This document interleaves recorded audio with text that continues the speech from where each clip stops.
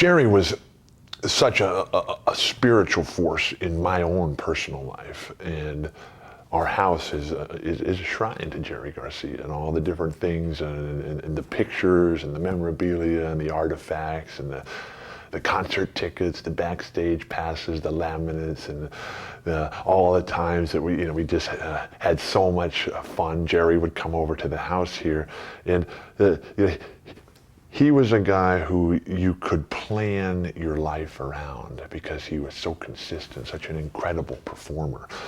And I knew that as a basketball player myself, that rhythm and the beat were so critically important to my playing well.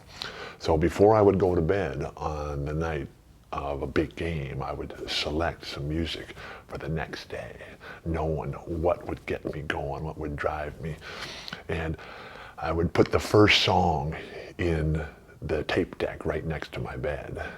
And I would wake up in the morning, and before my feet hit the ground, I would reach over and hit that play button, and Jerry would start it up.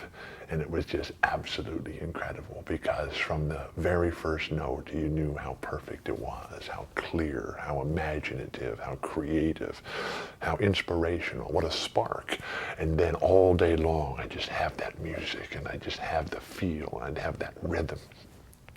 And then you could hear that voice, because Jerry, he didn't like to sing. He didn't feel comfortable with his own voice. Now, we made him sing. We chanted and cheered and everything, and we drove him crazy, because here was a guy who ultimately became so famous that he lost his life. He lost his own sense of individuality, his own sense of privacy. And here I was constantly, I am notorious for bugging people like John Wooden, just calling them all the time and harassing them, always asking them stuff. But I was equally as bad with Jerry Garcia, because I'd get to the concerts early and I'd have written down all these incredible requests. I want to hear this song, Jerry. I want to hear this song. I want to hear this song. And he'd look at me and say, "Shut up, Walton. Hey, Parrish, Steve, come on, get this guy out of here." And maybe once a show, Jerry would come up with one, and then he'd kind of look out there in the crowd, give me a little nod, and then play this one. And oh my gosh, it was incredible. And then there was the time they played right here in San Diego, the Jerry Garcia Band. You know, the band has been over here a lot at the house, but the Jerry Garcia Band came here, and they had an off day the next day. And life with the Grateful Dead, you're awake at night, and you have to sleep in the next day to be ready to get it going the very next time. And when they were here, I asked them if they'd like to come over for lunch the next day before they had to leave town and go on the road to the next show. And they said sure, and so it was great. We had the cook whip up a whole bunch of Mexican food, and we just had a wonderful time. And the big tour bus, it comes down the street, and they were escorted maybe by 20 Hells Angels on their motorcycles, and it was just awesome. And they pulled right up into the front of the house, and just racing the engines of the motorcycles, and the neighbors are looking out their windows and saying, "Oh my gosh, what's going on here?" And then one of our neighbors was a very prominent guitar player in the 60s and a great friend of Jerry's. He had been with Eric Burdon and the Animals, and was just a fabulous friend of Jerry's. And so he came over. He had moved on into different career choices after that, and was a very religious and spiritual person, but they got to renew their friendship and their acquaintances. And Jerry was over here, and all the kids in the neighborhood were coming over and asking for Jerry's autograph, and Jerry was dangling his feet in the pool out there. It was a hot summer day, and it was just so fun. And Jerry loved the children. He just had so much fun. And it was hard to be Jerry Garcia, because everybody just put all their problems on him. And they would come and they would just dump these incredible stories. "Jerry, save this, do that. We need your help, Jerry." It was just endless.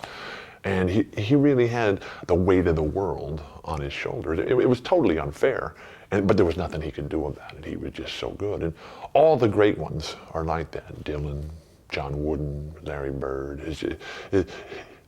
there's no end to it. And but when Jerry was with his family, was with his friends, and it was just so perfect, because then he could relax and he could laugh and he could joke and he could tease around, because the problem for Jerry was that everything he did in the public arena, people just took so seriously. And Jerry was like any other guy. He liked to have fun. He wanted to mix it up. He wanted to tease, he wanted to joke, he wanted to laugh, he wanted to pull pranks on people. And when those stories got out, people just took it seriously, and they didn't let him be.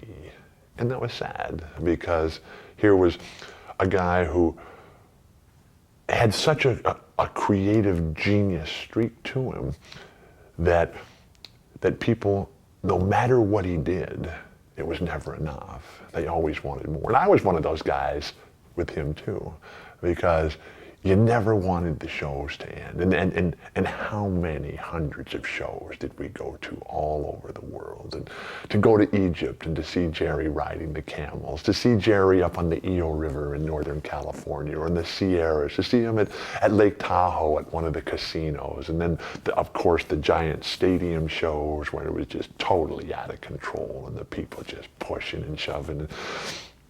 And he just wanted to play his music. He just wanted to sing his songs, but no matter what he did, it was like with Wilt Chamberlain. It was like with Kareem Abdul-Jabbar, with Shaquille O'Neal. No matter what they did, everybody wanted more. Finally, it was just too much, and Jerry couldn't take it any longer.